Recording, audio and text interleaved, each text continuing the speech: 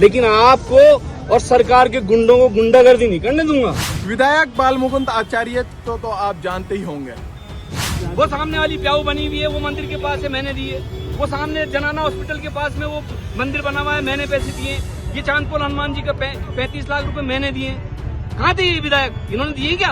उनके जो समर्थक है वो जय श्री राम के नारे लगाने लग जाते हैं, जिसके बाद वहाँ माहौल तनावपूर्ण हो जाता है। ये सरकार है, ये तरीका है इनका, गुंडागर्दी फैला रहे हैं। कौन डरता है इनसे? परकोटे के पास विधायक पे आरोप लगाया है कि वो दरगाह के अंदर भी जूते पहने हुए गए थे। विधायक बालमुकुंद आचार्य को तो आप जानते ही होंगे। राजधानी जयपुर के हवा महल विधानसभा से विधायक हैं। अक्सर हिंदू मुस्लिम की राजनीति को लेकर विवादों में रहते हैं और यही इनकी एक पहचान है। जी हाँ दोस्तों, आज ऐसे ही एक मामला सामने आया है। चांदपोल स्थित एक दरगाह है अनवर शाह बाबा की, जिसका इतिहास 150 साल पुराना बताया जा रहा है। वहाँ आज निर्माण चल रहा था। निर्माण के दौरान विधायक बालमुकुंद आचार्य वहाँ पहुँचते हैं, निर्माण को रुकवाते हैं और उन आरोप लगाते हैं कि ये 4x4 का मकबरा है, जिसको 400 गज पर बनाने की तैयारी चल रही है। और जो परकोटा है, परकोटे को नुकसान पहुंचाने की कोशिश की जा रही है। परकोटे के अंदर सरिये लगाए जा रहे हैं और उसके बाद दरगाह का निर्माण किया जा रहा है। ये आरोप लगाते हुए उनके जो समर्थक है वो जय श्री राम के नारे लगाने लग जाते हैं, जिसके बाद वहाँ माहौल तनावपूर्ण हो जाता है। वहाँ स्थित लोगों ने विधायक अमीन कागजी को सूचना देते हैं और सूचना के बाद विधायक अमीन कागजी भी पहुंचते हैं, क्योंकि आपको बता दें जो दरगाह का निर्माण चल रहा था वो एरिया, वो दरगाह किशनपोल विधानसभा के अंतर्गत आती है। चांदपोल का जो इलाका है वो किशनपोल विधानसभा के अंतर्गत आता है। विधायक अमीन कागजी वहां पहुंचते हैं। उसके बाद विधायक बालमुकुंद आचार्य अमीन कागजी के जो बीच है उसमें हॉट टॉक चलती है, जिसके बाद बालमुकुंद आचार्य वहां से चले जाते हैं। बाद में अमीन कागजी का एक वीडियो सामने आता है, जिसमें अमीन कागजी निगम अधिकारियों से कहते हुए नजर आते हैं, हम तुम्हारी और तुम्हारी सरकार की गुंडागर्दी नहीं चलने देंगे। अमीन कागजी ने मीडिया से बात करते हुए कागज दिखाया, हमारे पास जो है निगम के ऑर्डर हैं, वर्क ऑर्डर हैं और जो संबंधित विभाग है उन सभी विभागों से स्वीकृति प्राप्त है। विधायक कोटे से इस निर्माण के लिए 20 लाख रुपए की राशि स्वीकृत की गई है। उसके बाद विधायक कैसे आते हैं और जो निर्माण है उसको किस तरीके से रुकवा दिया जाता है। विधायक खुद वहां पहुंचते हैं, निर्माण रुकवाते हैं। विधायक पे आरोप लगाया है कि वो दरगाह के अंदर भी जूते पहने हुए गए थे, लेकिन फिलहाल ऐसी कोई वीडियो सामने नहीं आई है जिससे ये कहा जा सके कि जो विधायक बालमुकुंद आचार्य है वो जूते पहनकर दरगाह में गए थे, लेकिन ये आरोप लगाए जा रहे हैं। बाद में अमीन कागजी कहते हैं कि हमने भी तो पहले निर्माण करवाए, 18 करोड़ रुपए की स्वीकृति हमने हमारी सरकार के मौजूदगी में मंदिरों के लिए की गई थी, और जिसके बाद ये जो परकोटे हैं, परकोटों से सटे हुए जितने मंदिर हैं हमने उसमें निर्माण कराया, हमें तो कोई आपत्ति नहीं थी। लेकिन जहां दरगाह की बात आती है तो फिर विधायक बालमुकुंद आचार्य को किस तरीके की आपत्ति होने लगती है।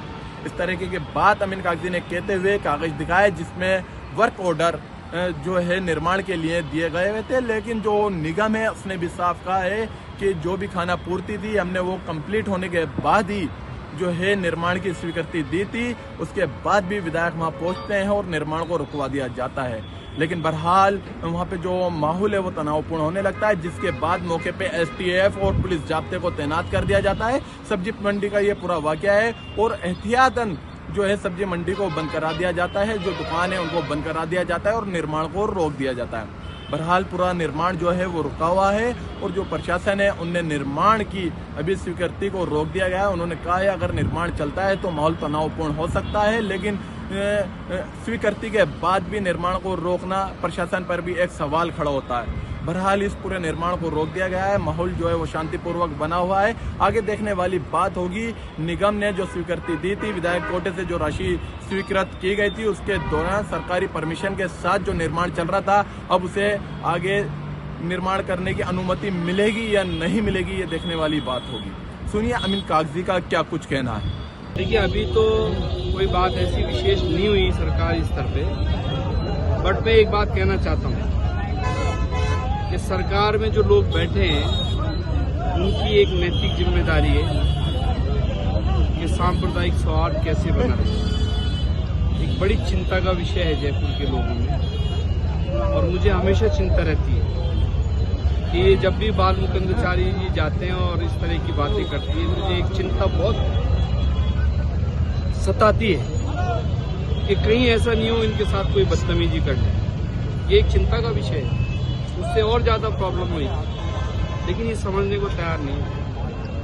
आपकी चैनल के माध्यम से मैं अपील करना चाहता हूँ सरकार के लोगों से कि इनको समझाएं। हर जगह टांग अड़ाने की ये कोई प्रधानमंत्री नहीं है और ना ही कोई इतने बड़े ये शंकराचार्य हैं कि जो साहब इनकी बात हर सारी दुनिया ही मानेगी। ये जितने ऊपर है उतने नीचे हैं वो मुझे पता है सारा। ज्यादा बातें जब मैं तो पर्दा रखना चाहता हूँ अभी, मेरी जैसी खुली किताब किसी की नहीं है। ये जो बातें करते हैं ना किस आदमी में कितने कितने अवगुण होते हैं वो अंदर से जानता है, उसके अंदर होते हैं। इसलिए मैं तो सरकार के लोगों को ये चेताना चाहता हूँ कि इन पे अंकुश लगाएं। शहर कोई मेरा मैं यहाँ 7 साल से विधायक हूँ तो मेरी जागीर नहीं। मैं यहाँ लोगों को तकलीफ देने के लिए नहीं एमएलए बनाऊं। मैं यहाँ परेशान करने के लिए, एंजाइटी पैदा करने के लिए नहीं एमएलए बनाऊं। मैं वो विधायक हूँ जिसने इन मंदिरों के लिए 18 करोड़ रुपए लगाए थे। इनको बने हुए 2.5 साल हो गए। एक मंदिर के लिए कोई इन्होंने अनुशंसा करी क्या? किसी मंदिर में पैसा दिया क्या विधायक कोटे का? और मंदिरों की